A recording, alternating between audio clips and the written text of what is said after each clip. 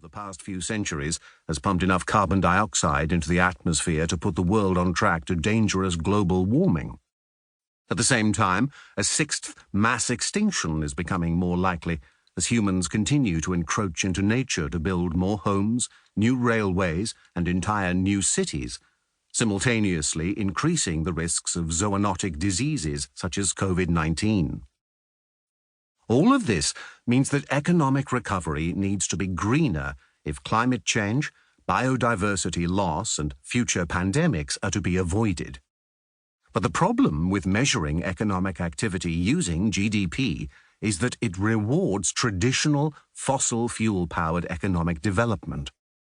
In contrast, greener development takes longer and cannot be achieved in the time it takes for governments to sanction what are called shovel-ready projects that can deliver faster growth.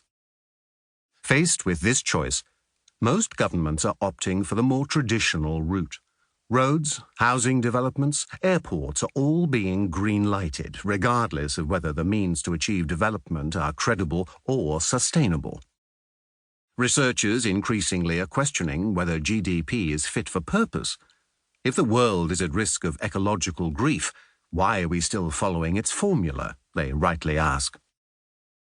In The Value of Everything, Mariana Mazzucato of University College London illustrates how GDP incentivizes those economic sectors that will push the index ever higher, regardless of whether they are causing planetary harm or widening inequality.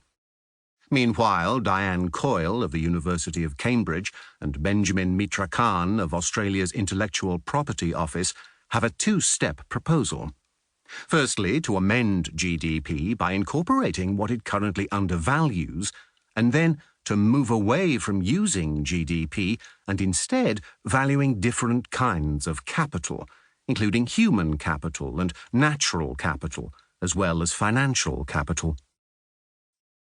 A joint US-China team of researchers, Zhuwen Ouyang of the Chinese Academy of Sciences, Gretchen Daly of Stanford University, and Jack Liu of Michigan State University have been involved in implementing a concept they call gross ecosystem product, in which the value of the natural world is quantified in dollars and cents, so that the world knows what it is losing each time something like a forest or a wetland is cleared to make way for industrial activity. Even the venerable Financial Times of London recently weighed in with an editorial calling for a new approach to growth. The critiques will continue, and in time it is possible that the idea of running an economy from a single number will be replaced. But this is unlikely to happen soon. An important reason for that is the ascent of China as a world power. A second reason is that change needs international agreement. China's peoples are ready to reclaim their place as members of a respected world civilization, escaping the yoke of what they have long called their century of humiliation at the hands of the Western powers through wars and colonization. When judged by GDP, China is currently second only to the United States, and researchers are projecting that the country will take the top spot and become the world's richest economy inside the present decade. China's statisticians are unlikely to agree a wholesale change of the rules before that happens.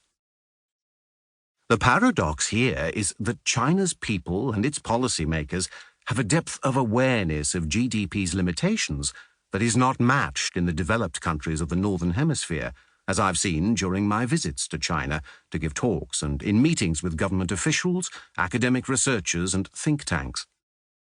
China's dash to industrial growth has had severe environmental consequences, which have been impossible to ignore, and the finger of blame has been pointed in the direction of GDP.